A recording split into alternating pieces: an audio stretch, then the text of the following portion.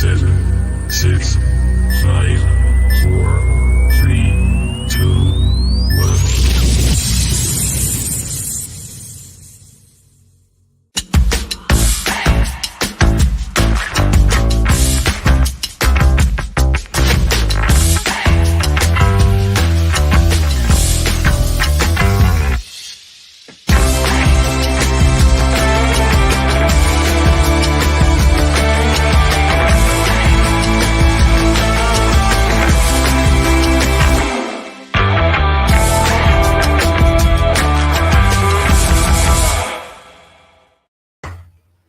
Hello everyone and welcome back to Through Black and My Eyes. My Wi-Fi signal's not great tonight. I keep cutting in and out, so I apologise to anyone who's watching. This should be fun, eh? Hey, a lot been going on. There's the link if you want to become a member. It's completely up to yourselves. It really does help to keep the channel going. Donation button's open if you want to donate, and just please hit the thumbs up if you don't want to donate, because it's completely free. And that's what Leslie just basically just said. So even Leslie, thanks for being a mod as always, and even Graham, I hope you're well. So we're here to review the Newcastle game, but we obviously got a lot of other stuff to talk about as well. We haven't been on for a little while, my fault, due to work. But Gary's back. Gary's back. Hello. Miles away. He's back. I'm miles away. He's even put his washing away, but he's left the stand out. I love it. Hello. It had to make an appearance. Have you got any news on the centre back? We have no news on the centre back, Aaron. Unfortunately, as Eddie Howe says, business is done. I don't believe him though. Do you believe him, Gary? I don't. I don't think I'm going out to go and get somebody, but if they got a phone call saying, "Oh, so and so is available for this," I think they'll do the deal. I think that's the way Newcastle work. How I see it. Yeah. So how that is, I don't know. Taribo or somebody like that, I don't know. But I think obviously we'll talk about him later on, but I think Hall's signing might have changed what they were thinking about with a centre back. That's what I'm assuming. Hall became available, so it's going to be very interesting. Your guess. Mm-hmm. Right, so you wanted to talk about this to start off with, so we'll get it out the way with. So obviously, is it too early in the season to start focusing blame onto any individual players? And then he picks out 4 players who obviously people have been criticising for some strange reason. Bruno then jumps in. Is this serious? I know in the Champions League football we lost against maybe one of the best teams in the world, and we have a big win and lost 1 game. Support in the best moment is easy. Short, stupid memories you all have. Look what we have done for the team this 1 year and a half. And he was absolutely spot on to have a go. What do you want to say about the guy? I've had my say on it already. So. I just wanted out the way because I've got any words for that tweet, to be honest. I mean, where do you start with it? Bruno's 100% right, and I'm absolutely delighted Bruno's come out and had a go at the tweet. I know he's deleted it because the club have clearly told him to, but I'm still glad he did it because bloody hell spells me. Right, it's the start of the season. We beat a team that a lot of pundits are predicting top 4 this season, 5-1. Then we played arguably one of the best teams ever in Manchester City, who ironically were parading their 3 trophies before the game.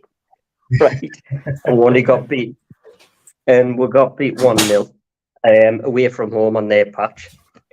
And you've got Pep Guardiola coming out and admitting that he had to make tactical changes against Newcastle, basically, because he was worried about our threats. So that's what he did. So to have a go at a bunch of players, right, after 2 games who were absolutely fantastic for our last season. I'll tell you what, go back and watch Riviere and Fullmaker and I'll let them look. That's what I say to that, because it is ridiculous. And Bruno's 100% right to come out with it. Back him 1,000,000%. How can you say, is it too early to start criticising individual players when we played 2 matches? And like you said, Villa absolutely hammered them and we were brilliant in midfield. And then obviously there's this defeat we're going to talk about. Yeah. I don't know, I've got full signal on the internet, but it says it's really crap on this thing. It's a bit weird. But Andrew, thank you very much for either becoming a new member or upgrade. I think you've just renewed. I think there's quite a lot of you, so I do forget. So I do apologise, but thank you very much for that. Got a little fly buzzing around. So I'm glad we got that out of the way with, because I don't want to say too much on it. I had myself on Twitter. Like I said, go and watch Amazon again, the documentary. Go and watch episode 2. And then you can understand why Bruno's very, very frustrated, because what he said in that episode was fantastic, and all the players, they were amazing. So I don't get it. The one thing I will say about it is the tweet Bruno put out the day. It shows you he's angry, but he's passionate. He's got passion. He cares, and that's why he put it out, because he cares about himself, he cares about his performance, he cares about the club, and I just like. This is potentially the best team I've seen, potentially, right? The only one coming any close to this side for me is the Entertainers, right? Yeah. And I just think Robson's side was pretty good as well, to be fair. Robson's side was good, but there's something about these. I think there's major talent in that team at the minute. And we'll go on about it later on, but it's just like, hold on, like, we might actually finish 6th this season, but it's not like the end of the world, because it's gonna, at some point, we're gonna click in, and then we'll be regularly doing what we're doing. That's what the owners have promised, and that's what we know is going to happen eventually. So just like, stop it with the stupid tweets. That's it, basically. Yeah, exactly. There's another point, Roger, thanks for joining as always, mate. Is this, I've been in regular contact with Fez, who's one of the guys who's had his season ticket taken off him because of an incident which he's been cleared of completely. We will have both of them on the channel at some point. If not, we'll definitely have Fez on discussing it. But it's crazy. Do you know much about this? There's one man stopping them from getting back to St James's Park, and apparently this one person is also a bit of a dodgy guy himself, which is crazy. I'll be honest, I don't know much about it. I've heard about it, but I don't know what happened in the beginning. I don't know what's happening now, but from what I've seen, people seem to be like saying, look, time to come back. So from what I've seen from tweets and everything like that, so it's not something I know much on. No. Well, to cut a long story short, there was down in Chelsea fans decided to try and fight everyone who was in the pub. They obviously got involved. They were helping a little boy who was autistic, and he was literally screaming for help. So these two stepped in, and they got all the blame for it. It's basically as football hooligans. But yeah, it's all been proven that they're not. It's even gone to court, and they've won the battle to say that they were never involved and they were protecting this young child.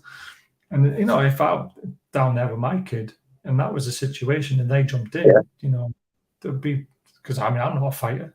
So it's what they did was just anything what that lad did at West Ham. He was in the stadium fighting the home fans, trying to get the players, and he did it live on TV and gets called a hero. And these guys get banished from St James's Park. So it's worth reading. It's worth signing the petition when anyone gets a chance. And let's get them back into the football club again, because it's absolutely ridiculous that one person has the say on it. I'm assuming that this has got nothing to do with Newcastle. Basically, it must be they've been classed as doing this, supposedly what they're saying. So that's why they're going to get back in. It's got nothing to do with, right? Well, they're not got camera. Was it in a pub? Was it? Yeah, it was in a pub, as far as I'm aware. They got targeted by Chelsea fans, and all they did was basically hold the ground, and they protected this little lad who was autistic, and he's not been back to a football match since, this little boy, because he's too scared. Too scared. Yeah. Well, all the evidence. I used to work in a pub. All the evidence should be on the cameras, so they've clearly won, and it's clearly come from cameras. So. Yeah, 100% get them back. Brilliant. They definitely need to get back. And hopefully we're going to have them on. We're waiting for something to get past, and we're going to tell the whole story and hopefully get some more backing and get that petition up a little bit. Everything. I always cause trouble, David. I don't ask for trouble. It's just trouble finds me for some strange reason. NUFC drama on Twitter, that's unusual. Exactly. Well said, Jules. Andrew says, didn't realise it stopped me, but it's sorted now. Thank you, Andrew. Honestly, it really does help. It's massive. Let's hope we can get a dub against Liverpool. Right, I'm going to throw something out there because obviously we spoke about Bruno potentially having a secret meeting with Barcelona, blah, blah, blah, blah, blah. He hasn't signed his new contract yet. I'm going to put it out there, and it's not a source. It's not anyone's. It's my personal opinion on what's happening with Bruno right now at the moment. I don't think he signed his new contract yet because he wants a clause in it. And the clause could be, if we don't make Champions League football next season, that if an interested party who is in the Champions League, he would be allowed to talk to them and potentially go with a release clause. And Newcastle don't want that. They don't want release clauses in players' contracts. So that's why there's maybe the stalling at the moment of what's happening with his contract. Could that be a possibility or not? It's possible. It's possible. I think we've all, like we say, we all do this channel, and I think all of we've got different opinions of Bruno's contract. Yeah. And what's going on. I think. I mean, my personal opinion is I think there has been discussions clearly, but he still has 3 years left on his deal, and maybe the club have promised. Look, Bruno, once the sponsors kick in, the wages will go up. This will happen next year potentially, and then we'll be able to sort your contract out properly. That could have happened. Bruno might be thinking. See, I personally believe Bruno will see his contract out. I fully expect him to. Whether he signs another one, I think it'll all depend on where we are. I don't see any reason why he won't, but I think he'll be roughly around 27 then, 28. So if Real Madrid or Barcelona, whoever, come knocking, then you just don't know. You don't know. They're massive polls them too. But I fully expect Bruno to be here for the length of his contract. That's my opinion. And I know people think otherwise, but that's what I think. And there's another rumour there along the bottom. It's all about wanting to play in 8 because he thinks his Brazil place is in jeopardy if he doesn't play as an 8. See, there's so many rumours flying around, and mine is a personal opinion. It's not something I've heard or been told. I just think he wants extra reassurances because playing Champions League football, when he gets the taste of it this year, and if we're not in it, can you imagine not being in it again the next year for him? It could be like, I really want to play Champions League football again. So you can understand it.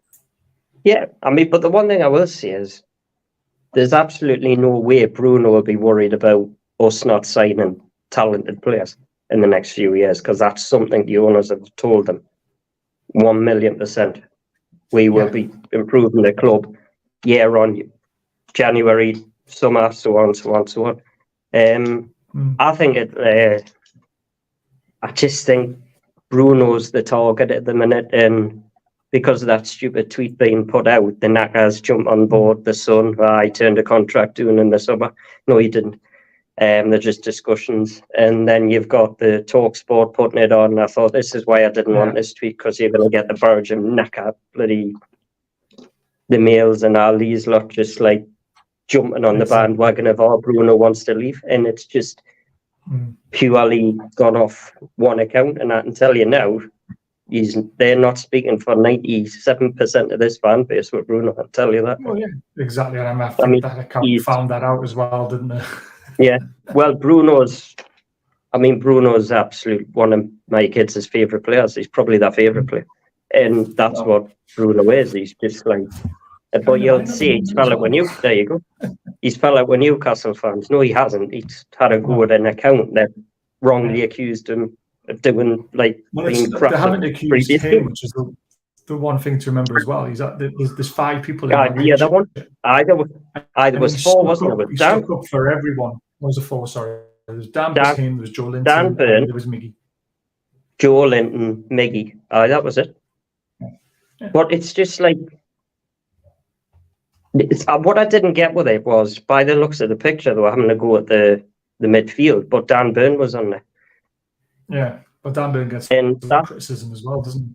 Well, yeah, but what people don't realise is Dan Burn's like out of position here, and he's been asked to fill a left-back role, which he's done superbly since he's been here. And I tell you what, it's the first time since I've been following Newcastle where I think of our squad and our first team now, and there's not one player in there where I mean, potentially a couple of them, but these are like players that you'll probably never see all season unless you have a major injury crisis. None of them I'll go, oh God, not him.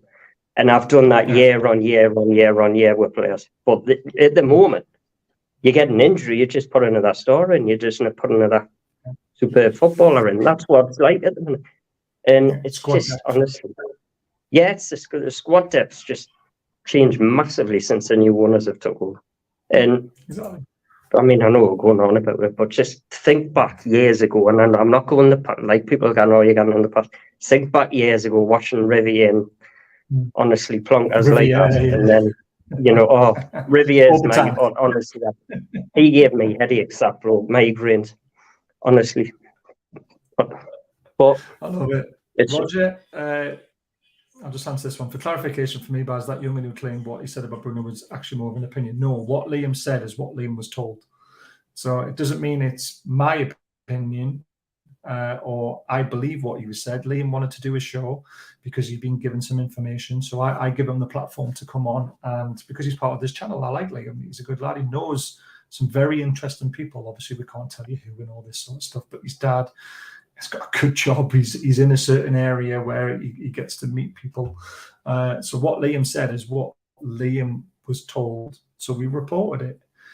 What I've just said about Bruno's contract situation is a personal opinion. And it's something looking from the outside, looking in, that you can come... Anyone, like I said, Gary's got his opinion. Other people have got opinions about what's going on with Bruno. We're allowed to have an opinion, but we're not slating them for it because, there's a good one here. I'll come down to it soon. I think Bruno signed his contract when the closes. Yeah, he could do. Yeah, this one, this sums it up perfectly for me. We have to remember that players like Bruno did not grow up supporting Newcastle like we did. He may love being here, but the drove Real Madrid or Barcelona may be too much. And it's true, because what you got to remember is Bruno, when you watch the Amazon documentary, says his dream was playing in the Premier League. He didn't say his dream was playing for Newcastle in the Premier League. He just wanted to play in the Premier League. And he took a massive risk coming to us where we were at the time. And now he's fallen in love with the football club. But that doesn't mean that he wants to stay in the Premier League for the rest of his career. Look at a lot of foreign players that come in, they do 4 or 5 years, and then they go off to Barcelona, Real Madrid, if they're good enough to do that.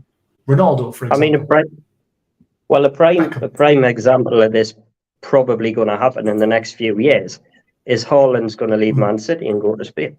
Yeah. Right? Yeah, exactly. Now, that doesn't mean... league, doesn't it? Yeah, that doesn't mean Man City are suddenly, whoa, hold on, lack of ambition, you know what I mean? It's just, sometimes that's what a player wants to do. But like you said, it's all opinions, but people need to remember as well is that things can change within a split second. And I think I know they've been interested in Hall for months, but that could have changed. Chelsea could have come back and said, yep, he's available, and then all of a sudden the centre-back gets put in the burner a bit. So things can change dramatically in football. Well said, Leslie. We'll just leave that. Good evening, everyone. Good evening, John. And don't we'll leave it there, right? So don't forget about Diacro, our sponsor. They're absolutely amazing. When it finally pops up on the screen, but for some reason my computer's slow. 20% off for everybody who watches this channel to get one of their amazing t-shirts. They ship from the UK. And don't forget about Benfield. I will be doing the match highlights after this show and releasing them. It was another great game on Saturday. But bank holiday weekend, free admission, bouncy castles, cheap drink, music, a place to go and enjoy yourself on the Saturday. Remember, Newcastle play on Sunday against Liverpool, so you've got loads of time to get down there on Saturday. You can get on the pitch. It's free and open to anyone. Barbecue, everything. Just a mere £3.50 a pint. £3.50 a pint, Gary. Get the kids down there. It's an amazing chance to get yourself down there. £3.50. Eddie said Lewis Hall would be our last bit of business. Do you think that is a red herring? I personally do, and I've said this. I think and we just said at the start of the show, I don't know if you saw, Chris, but me and Gary think if a player becomes available at the right price, we will jump on it. Go out actively looking for a player. I don't think. I think we know our names. We'll probably put them out there to the agents, and if suddenly one of those players becomes available, then yes, we'll be all over it.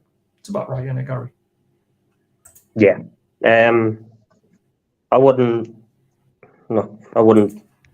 believe much of what Eddie Howe says, to be honest, because he says Livermento was near but not close, and he was sitting in the stand. You know what I mean? It's just Eddie being Eddie, isn't it? I'm 50-50 at the minute. I wouldn't be surprised if they signed somebody, but I wouldn't be surprised if they didn't. So they're not going to go out and just, could buy somebody for the sake of it. Chelsea are a prime example of that. Just buying whoever the media says is really good and then it looking like dog shit, basically. And it's, so I think if the right player becomes available, then yes, they'll make a move. Yeah, I agree.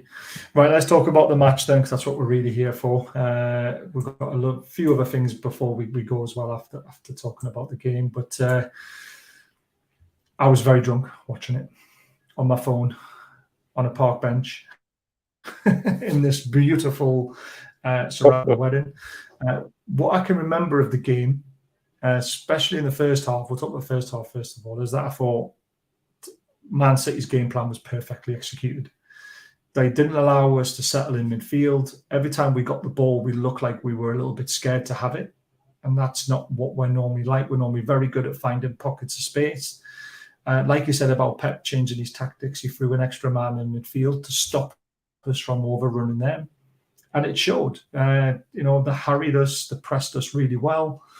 And I think that was probably, I wouldn't say it was the worst we played, but I would say it was probably the best I've seen an opposition nullify everything we had. It's probably the best way to describe it. Yeah, they basically stopped every weapon that we had, and that was down to Pep Guardiola. And he went on before the game about how good we were, and I thought it was just Pep being Pep, to be honest, but he clearly watched and studied everything possible, because like I said, he did change it. He did change things around. And I don't know, the first half, every time we tried to do something, I think Eddie was surprised as well, because he says they were going to come out all guns blazing, basically. And that didn't happen because Man City just kept a hold of the ball. And I think that's what Pep thought as well.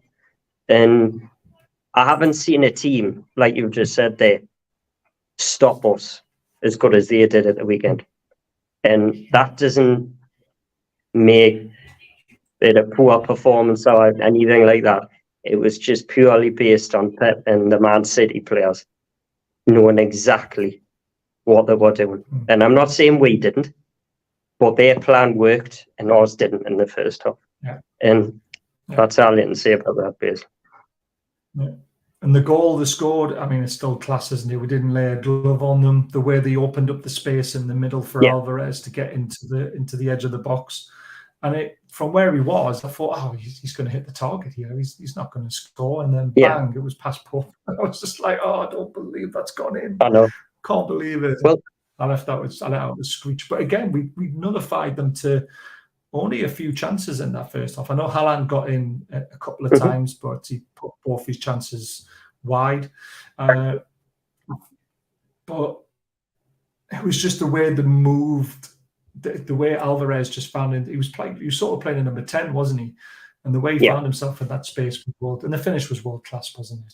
There's no stopping that. Well, according to the Sun, it was a blunder by Nick Pope. And I'm still trying to work out how it was a blunder by Nick Pope. He got his fingers to it, but he was full on stretching, so it was that a blunder.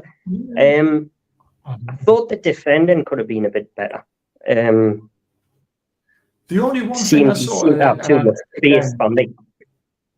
Yeah. I was seeing it through drunken eyes and a little phone, remember? So the only thing I thought was maybe Shaw should have been further over. Yeah. It was. It was too. He was on the edge of the box, and there was too much space. As soon as he got the ball, I remember I said, "Where's the defense?" And then it was in the net. The one thing Man City did do in the first half is the targeted Dan Burn. That's what they did, and Kyle Walker caused him a lot of problems in the first half. That changed in the second half a bit, but just Pep's tactics again. He's just like aiming for what he thought was Newcastle's weaknesses. And I'm not saying Dan Burn's a major weakness because he isn't, but that's what you do. You go for the potential weaknesses in a team. And unfortunately, they went for Dan Burn. And they went down his side. Trippier's. But that's right.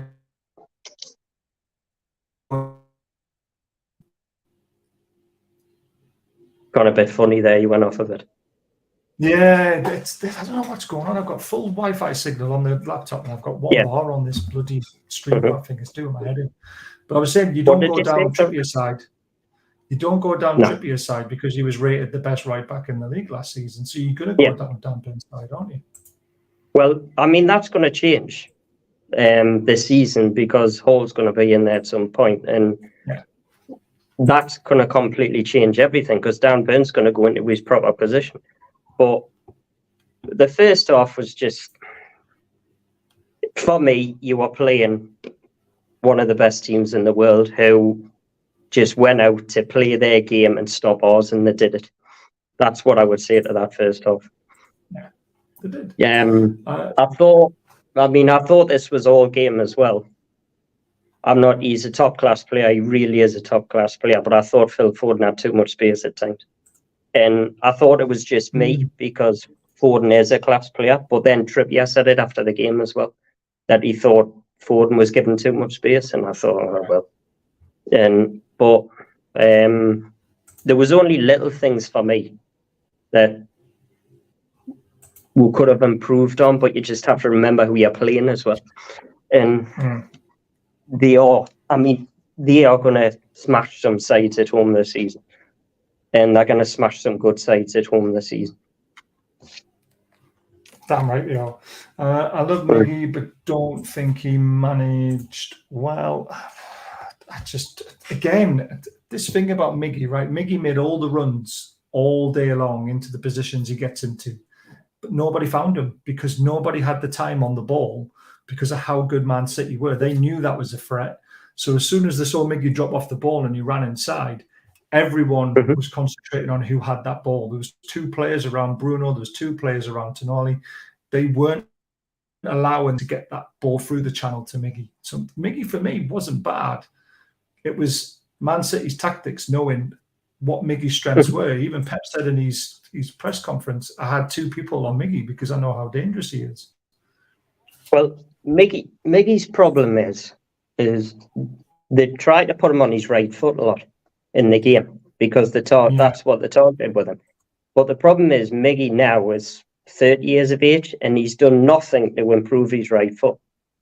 And whoever they play now is going to try and put Miggy on his right foot, whatever happens. And at times, that's what Man City did. I thought Miggy misplaced a few passes at times, but he got a lot of stick on Twitter after the game. And I thought, oh my God, man, bloody hell, man.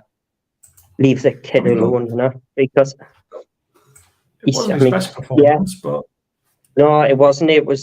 But I mean, we'll probably go on about man of the match, but there was only like a couple of players that stood out for me. So the rest of them didn't have their best games. But say it again, that's because we're playing Manchester City. Yeah, exactly. The second half started. Obviously, we made a few changes tactically. Personnel came on. Obviously, we saw Wilson come on. Obviously, Murphy was away because I thought Murphy was brilliant against Villa when he came on. Barnes came on. Congratulations to Murphy, by the way, obviously, with the birth of his son. His family is now complete. That's good. get that little bit on. It sort of worked. We seemed to cause them a few more problems. And there was one big moment. You always want one big moment, don't you, against a top-class team? And obviously this was it. Then we bounced it up. So this, every single time I look at this picture and I go, how? You know, how? It's effectively a 3-on-1. Now, he decided to go that way, which, as you can see, Gvardiol's body movement, he sort of knows he's going that way. If only he had presence of mind just to back heel it there, and anyone running onto that would have had a clear run on goal. Because Gvardiol is literally there. He is committed himself to going to the opposite direction, where obviously the same way Wilson's going. If he just drops the ball off, he didn't even have to play a brilliant pass. All he had to do was just a yard to the right, just roll it. Gvardiol's committed himself. You've got 2 Newcastle players running forward. You've got a one-on-one chance with the goalkeeper. Would we have scored it? Maybe not, but we'll never know. If that had been Bruno on the ball and Wilson was the one running behind him, I think we would have got a shot in or a goal or a chance. It was peripheral vision. Yeah, because Wilson's a finisher. He would have made the right move to get in a position for Bruno to make a pass. And when I saw it, I thought, "Oh, hold on!" And then he just ballsed it. What can you say? He ballsed it up, and I think you know what it is. I've seen a few players, when they go one-on-one like that and they're by themselves. I've seen a few players slow down before, not go all guns blazing because they're waiting for their teammates to catch up so they can play the through ball. Yeah. So I don't think Gordon was on the pitch then, which was a shame, because if Gordon had been on the pitch, he might have been further forward. Then again, he could have been. But it's one of those, isn't it? When I saw it, I thought, "Oh, we've got to get a chance off here," but we just bounced it up. And if that happens next week, if it happens next week, he'll not bounce it up. It's just one of those, isn't it? And of course, what can pressure of the situation potentially? He's thinking, "I've got a chance of being a hero himself." I don't know. He just a little back heel though. Just a little back. It was good defending and all, to be honest, because he was watching where he was going. So that's the one thing you will see. Defender did his job, but Wilson didn't do. What can you say? He's just not good enough. Exactly. Are we beating Man City at home? Possibly. Different game. Depends on their tactics again. You just never know. To get to Ronald's question, yes, he's not a Geordie by birth, but they are Newcastle fans. I don't know if his dad's from the area or not. This is Hull we're talking about. But he's even said on an interview himself, him and his brother are both Newcastle fans. His dad's from the must have lost his accent. Yeah. So there we go. Important thing is they all support. They all support Newcastle. It doesn't matter where they were born or whatever they are. They're Newcastle fans. Hull wanted the move. He got the move. It's amazing. So everyone obviously is gone into a bit of a meltdown. We didn't score against Man City. We didn't get a point. We got beat. These are the stats from the game. Man City only had 4 shots on target. 4 shots. They had 60% of the possession. I thought there was more than that, but there you go. We had a total of 452 passes, and our passing accuracy was 86%. 5 yellow cards is a bit worrying again. 4 offside, so it just shows you that they're very tactically astute. Last season, this is what the stats looked like. 5 shots on goal, 2 on target. They only had 3 shots on target and 11 shots, but they scored 2. Then you go back even further. This was before Eddie Howe. They had 75% of the possession. We had 25. They had 6 shots on target, 11 off target. We had 7 and 2. Now, 25% of possession, we've never been in the game. And then you go even further back, 29% of possession to 71%. That there, even though it's a loss, is a massive, massive improvement over the years. We were in that game. That's the stats I wrote down. Because I was thinking the same thing. We were in the game right until the final whistle that one. And yeah, we didn't get the goal. We didn't get the point that we would have loved. But to hold Man City to only that many chances, 4 shots on target, and some of those shots that were off target were from distance, so you rule them out straight away. Haaland probably thinks himself a little bit unlucky. Pope pulls off a good save, but the other ones have trickled past the post. But I thought our defence was solid, was absolutely brilliant all night. And Botman and Shaw, I couldn't split them for man of the match. I thought they were both equally as good as each other, to be completely honest with you. Botman edged it for me. But yeah, you are right then. Them two were the best players on the pitch. Botman, honestly, I mean, I don't know when Trippier's going, like, eventually going to hang his boots up, but Botman is the next captain of this football club. Oh, yeah. Where he's just, honestly, he's absolutely, if we can get, there's nothing against Shaw, right? But Shaw's like coming, I think he's 30s now. If we get somebody similar to Botman on the right side, we could have like the best defensive partnership in the league, because Botman is just phenomenal. And if rumours were true that Man City were interested in the summer, that's why they were interested. Yeah. And he's only going to get better. He's built for the Premiership, and everything about him. Reading of the game, you don't think he's got the pace, but he doesn't need fast pace because he's just too clever. He's that clever, he just sees everything. He reads the game so well. Yeah, he's fantastic. Fantastic football. He's the best defender I've seen at Newcastle. And Woodgate was always my number one, because nobody defended better than Woodgate, but Botman is above him now for me. Botman's a phenomenal player. Best defender I've seen. Right. He's definitely up there now, isn't he?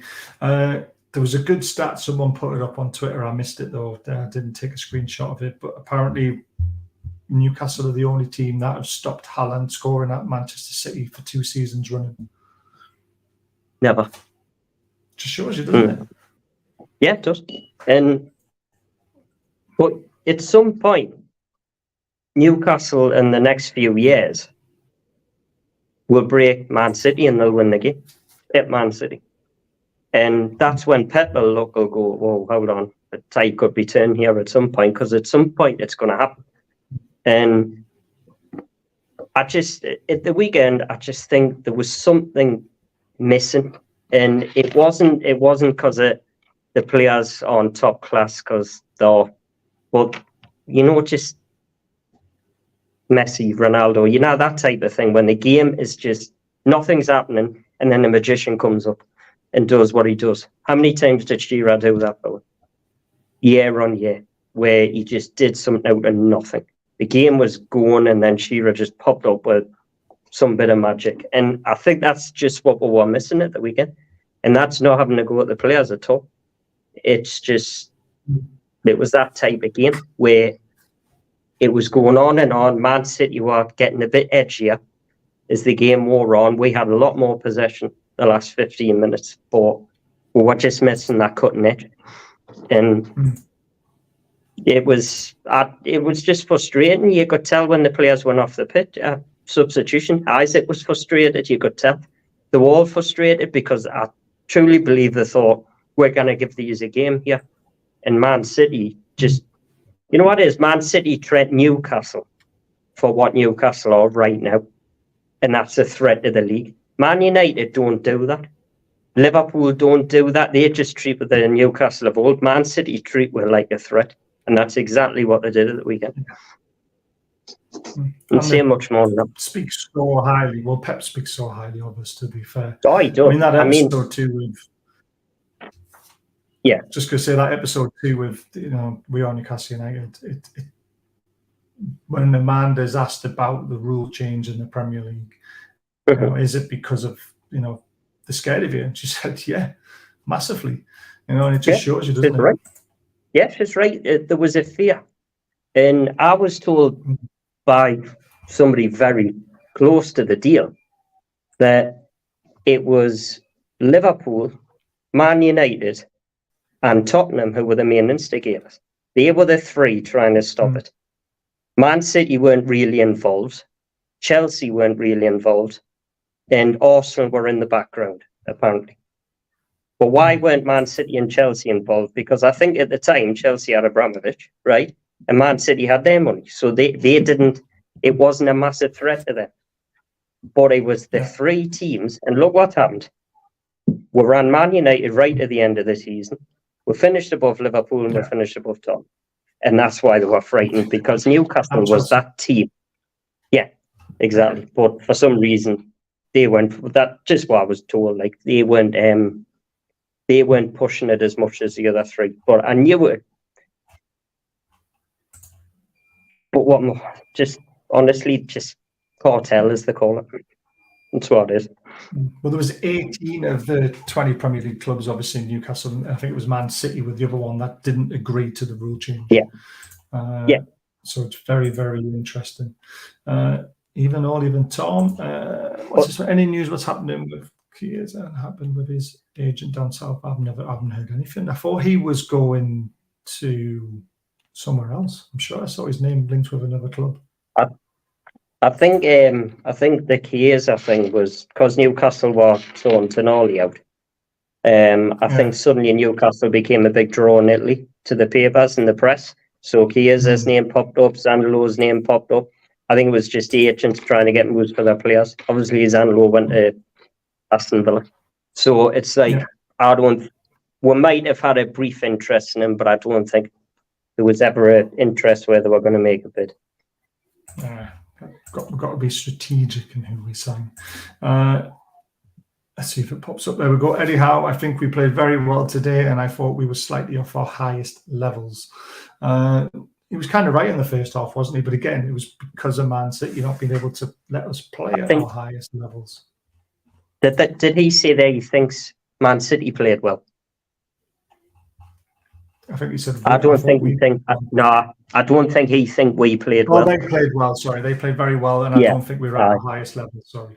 Yeah, I think Eddie. From what I was going off on his interview, I think Eddie was a little bit disappointed, and we see different because we're fans. But Eddie worked on something all week, and it clearly didn't happen. And I think, from what I gathered from his interview, he was expecting we to go out from minute one and just have a go. Minute one, but Man City just nullified that from minute one. And I don't think he was expecting that. But do you know what is? When we play them at St. James's Park, Eddie will have something up his sleeve and they will come out all guns blazing from minute one in that game. That's for certain. If anyone had Ford in the team, they'd be very, very happy. Yeah. He was definitely man of the match in any way. But keeping track on the defeat first, we were sloppy in possession. We tried to go after Man City, but we need to be more consistent. We kept going and trying to find the equaliser, but it wasn't to be. Phil Foden has too much space in the pockets. This is what you're talking about. There's a lot more work on. Yeah. This is the level we want to be at with the pace we've got there. Always going to be a chance. The lads give everything, as always. We didn't drop our heads at 1-0 down. Some teams come here and lose 2, 3, 4, 5. We didn't concede again. Exactly. We kept ourselves in the game. Yeah, it's disappointing, but he is right. You know, we give them a bit too much respect in the first half, potentially, or we let them have the ball too long with too much space. And I'm going to throw it out there. Could it have been different if Sean Longstaff was potentially playing? I said at half time.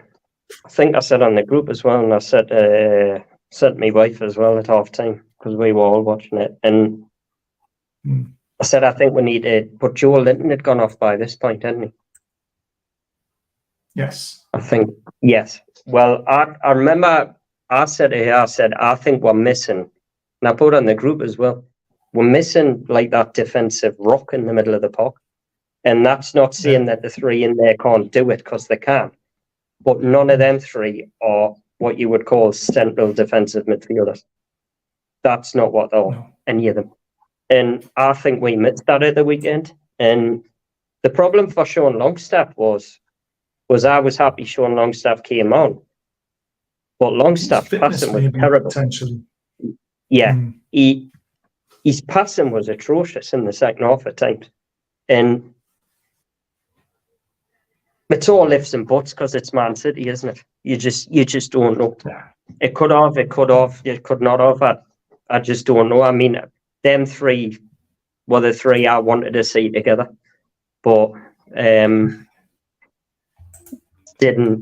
it just didn't work properly at the weekend. But that could be because you're playing Man City. I'm still a fan of Joe Linton on the left, mate. Honestly, Yes, every me time too. I've watched Joe Linton on the left, I am a big fan of Joe Linton on the left. And if we could somehow, I tell you, who We've could got have that made many a left difference. wingers now. I tell you, who could have made a difference against Man City is Joe Willock. Yeah. He might have made a difference. Joe Willock. Now, obviously, Yeah, injured. he's a funny fit though, is he again? No, I mean injured, but I don't know. Just say it was somebody to run with the ball that they needed, and people are going to come up with a maxi thing in a minute. But it was Gordon tried it a few times, but Kyle Walker. I don't care what anybody say. Kyle Walker's one of the best fullbacks in the world. He's an absolute nightmare to play against. Yeah, I can't honestly. believe it would No, well, I'll have him. I tell you what. I know we've got Trippier, but God Almighty, what a player! And it's I just think they were just missing. They were just missing that cutting edge all game. And but Sean Longstaff could have made a difference. Yeah, he could have. But it's all ifs and buts, Man City. Exactly. Final words on the game, Pep. Obviously, applauding the Newcastle fans. Do you think he wishes the takeover happened earlier and he could have managed Newcastle? Because I honestly think he would love to have done it. No, I don't think he would swap anything for what he's done. He's won the Champions League. He's at one of the best teams in the world, potentially the best team in the world. He's turned them into the best team in the world. But Pep's not going to stay at Man City forever, right? That's something that's not going to happen. So what does he want to do next? What's his next plan? Now, he keeps praising us quite a bit. Now, it reminds us, I mean, not recently, but Ferguson used to say the odd little thing years ago. Newcastle's this, Newcastle's that, fan base. It's great to go up there and all that. And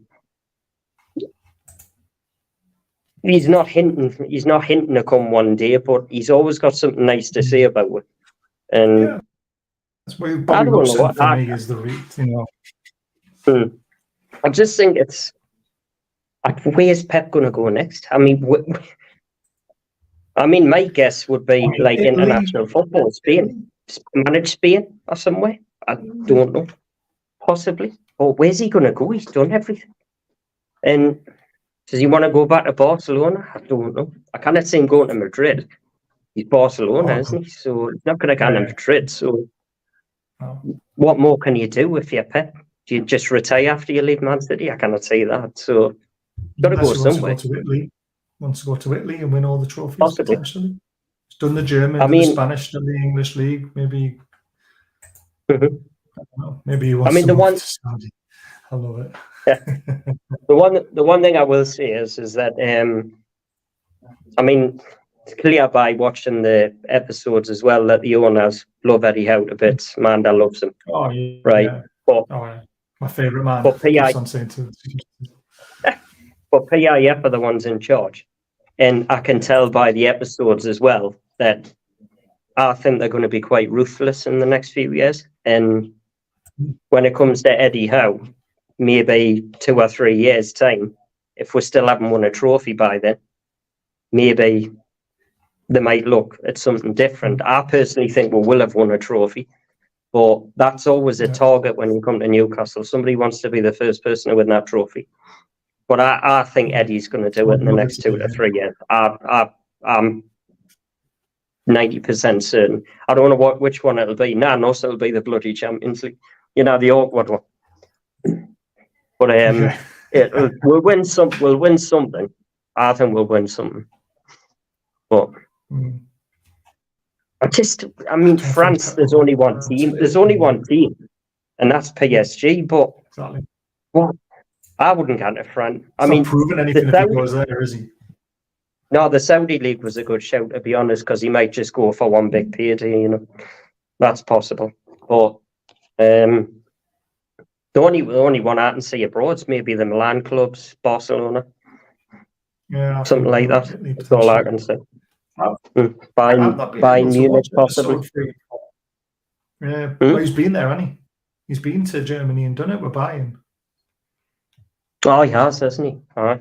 Oh, Yeah, I he did did go not. back there. Well, he's not going to get into Dortmund, then, is he? Yeah. No. Hmm. I don't know what's happened on Amazon Prime, but they've locked episode 3 and 4 again. I can't watch them. Yeah. That was either a master plan by the club, or it was a major cock up by Amazon. I think it was a major cock. Yeah, so do I. So do I. That's what I think anyway. But it's interesting anyway. I haven't seen the 2 episodes, but I've heard stuff from the episodes, and obviously the main one. Obviously Adidas and stuff like can't wait for Adidas.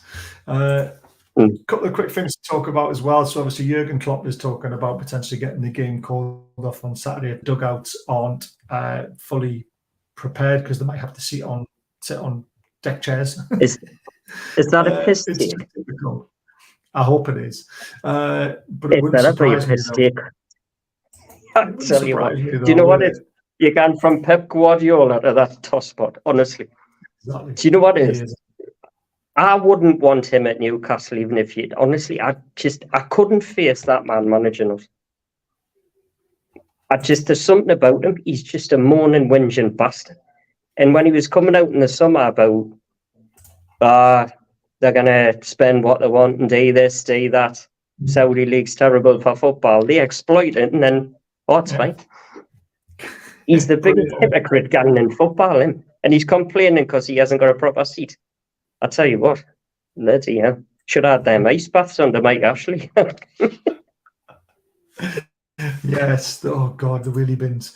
So obviously, Lewis Hall has signed. I'm very proud. Me and my family are Newcastle fans. And for me and my brother growing up, it was drilled into us that we were Newcastle. And it's a big club. And I can't wait to get started.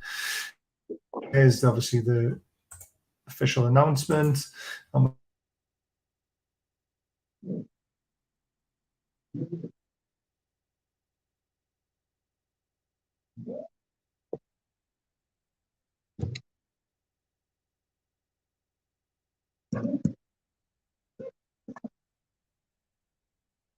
A potential cover for Shaw, but then again, there's the 2 left-footed problem bit, which we've talked about quite a lot. But what do you make of him as an actual signing at that price? Because I don't think the price is that bad. You went off quite a bit there, but damn it, man! What is going on with this? What were you saying? I do not get it. You were up quite a bit there. 30 million. It's a really good price, isn't it? Or 28 million. I think it's a fantastic sign. I've watched him a couple of times. I watched him a couple of times last season. Obviously, he made his debut up here, and I thought he had a cracking game up here. And I watched him at Old Trafford last season when Man United stuffed them and Chelsea were atrocious. He was the best player on Chelsea's team. Going forward, defending, you name it. And I remember after the game, Chelsea players were getting slated, and all the Chelsea fans were saying the same thing of Lewis Hall was the only one to come out anything from that game. And I remember when we were linked with him, and I'm thinking, Chelsea aren't going to sell him. Absolutely no chance. He's the next left back for the next 10 years. And then I realised it's Chelsea Football Club. And I thought, yep, there you go. And do you know what it is? I think we've just signed on left back and right back for the next 10 years. And I think both of them could potentially play for England. I think he's a fantastic signing. Going forward, defending, you name it. He's a Newcastle fan as well. And do you know what it is? I'm always a believer doesn't matter how old you are, if you're good enough, you go into the team. If you're old enough and all that sort of stuff. Yeah. Tino has been brought in to learn from Trippier. Lewis Hall hasn't been brought in to learn from Dan Burn, has he? So Lewis Hall's been brought in to be the left back this season. So as soon as he's ready, he's going to go straight in there. That I have no doubt, because there's nothing against Dan Burn, but I think Champions League, it'll be interesting to see how Dan Burn copes with Champions League at left back, because there's going to be some pacey players going at him. And but the thing with Lewis Hall is Lewis Hall should be fit enough. You know, Livramento was coming off a bad injury. Hall played in America, so his fitness should be up to scratch. Well, that's Eddie Howe's up to Eddie Howe's like heights. I don't know, but he should be fit enough to like come in. He's not going to start at the weekend, but I didn't see any reason why he can't start with next home game. I think we'll play got Brighton away after that, and then I think we'll play. It's one of the promoter teams or something, or Brentford or someone, I can't remember, because we've got a couple of the promoter teams coming up soon.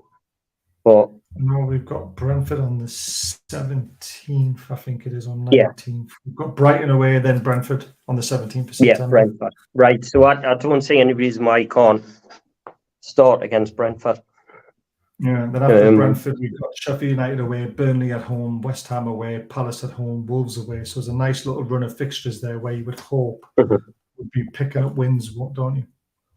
Yeah, I think. I think that's what people forget as well. We were given the toughest start of the season, and that was from journalists, from reporters, you name it. Everyone rated it, and Newcastle were the hardest start. Yeah, we were the hardest, and we played in the first 3 games. We've played 3 teams that could potentially. Well, one of them's going to be champions, and the other 2 could finish top 4. And now we'll go to Brighton away, which is an absolute nightmare of a place for anybody to go. And then you've got Brentford at home, who weren't easy. So it was never an easy start for us. And I mean, we're on our prediction, because I wasn't on the show the last time, but I predicted we'd beat Villa, would lose to Man City, and we'll get a draw against Liverpool. That's what I predicted. And we're on for that. So, but we'll be all right this season. We're gonna be hard to beat, and at St James's Park will be an absolute nightmare for teams. Absolute nightmare. Doesn't matter who it is. Turn those draws into wins. Well, there's a couple of wins that we got that maybe potentially might not get this season. You know, there was a couple of tight wins, wasn't there? Away to Brentford was a tight game. Away to Spurs was a tight game. You know, if we can turn our home draws into wins, which we were guilty of last season, you know, Bournemouth, Palace and all them lot, you know, we'll be fine. Well, it'll be interesting to see how it goes in the next few weeks, because our Tonali, is he going to play a Tonali, Bruno and Joe Linton away from home as the middle 3 for a lot of games away from home? I'm not so sure. I think he'll do it at home to Sheffield United, Burnley, Luton, whoever it is. I think he'll do that, but I'm not sure them 3 will play every game away from home. I think he's going to want somebody like Longstaff in the middle, or whoever, Joe Willocker, whoever it is. But I can see Joe Linton playing on the left away from home a few times, and I think it's a toss-up between who starts between, because I've got a feeling by Christmas time, there's nothing against him because he works his socks off, but I think come Christmas time, I think Miggy might be on the bench and Gordon or Barnes will be in. I think one of them will be ahead of him. And I think, but it's a nice thing to have, isn't it, when you can start bringing on players that have actually got quality.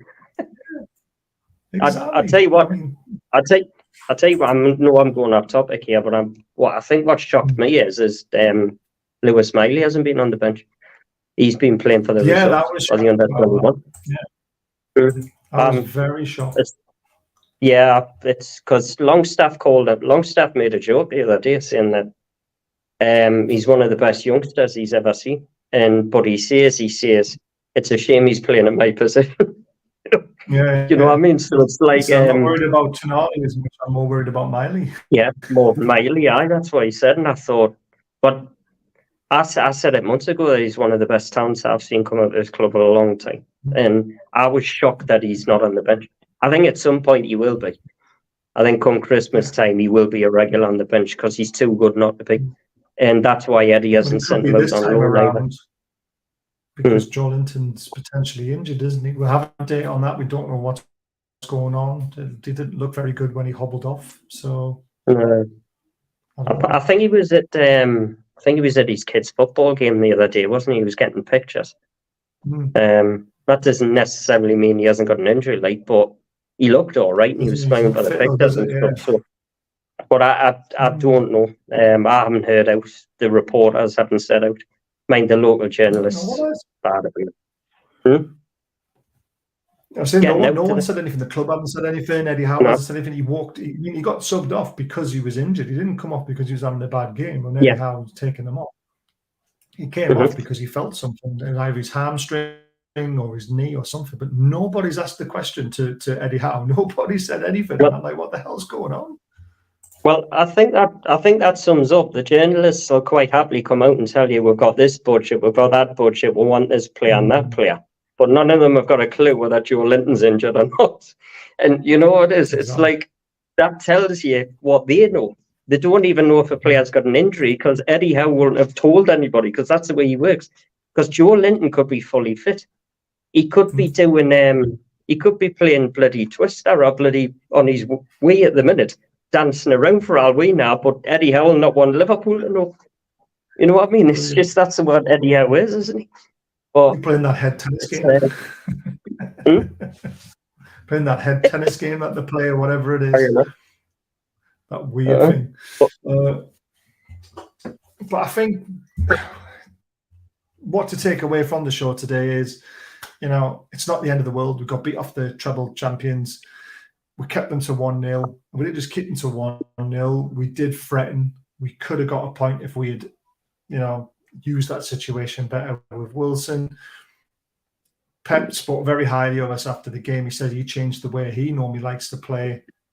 Didn't want an open game because you knew we could punish them. You know, the future's bright. And we've got Liverpool on Sunday who have got the, you know, players that could hurt us, but we've got loads of players that could hurt them. So at the end of the day, let's not, you know, beat ourselves over it. As long as we can win a few games going forward, everything's going to be fine again. I don't know what's this one. J7 features and holds BTS of the day one on the training ground and training gear, seemingly moving easily as he walked past Bruno. Perfect. That is good looking at whatever that was. I'll tell you one positive. I'll tell you one positive I did notice against Man City is I thought in the last 20 minutes, we kept a hold of the ball really well. And I said to the kids in the white, I think they're tiring a bit and we're getting stronger. And it looked like to me that was happening, but that's because Eddie Howe's got them players fit as fit. So we normally, especially under Howe, we normally have slow starts. It's when it comes to October, that's when we start firing because they've started settling down. But it's like there was just too many one big players. Later on in the season, we outrun them because we're fitter than them. And they didn't have. I mean, these players didn't like have atrocious games, but when Joe Linton, Bruno, Tonali, Isak, Gordon are all having like not the greatest games, you're not going to beat Man City away from home. They're your big players, and your big players have to turn up for the big games, and it just didn't happen for them. Isaac was just isolated all year. He was chasing a shadow all the time, and there was nothing for him. But that's because you're playing Manchester City, and but at some point, like you can go off that excuse right now because, but in 2-3 years' time, you'll not. It could be a different story. You know what I mean? It could be a different. Like we could get beat 1-0, play the way we did, but we could be favourites for the championship in 3 years' time. You just don't know, do you? And it could be a different story. But at the minute, like bit of perspective, we're playing Manchester City. Exactly. We've only got beat 1-0. Yes, some team will go to Man City and get a draw. Some team might fluke a win. But I can guarantee 2 or 3 of the big teams will go into Man City and lose more than 1. Yeah. Well, they did last season. Man United get battered every time they can there. Yeah. Every time. Exactly. I'm proud of the performance. I'm proud of them going forward. But we'll be back on Thursday night. Me and Gary and hopefully a couple of others will be discussing the Liverpool game. So we won't talk about that at all because we want to have some material to be able to talk about, I guess. If you have enjoyed it, hit the subscribe button, the usual stuff. Hit the thumbs up. Don't forget about our sponsor, Diet Crow. 20% off for everybody who watches the channel.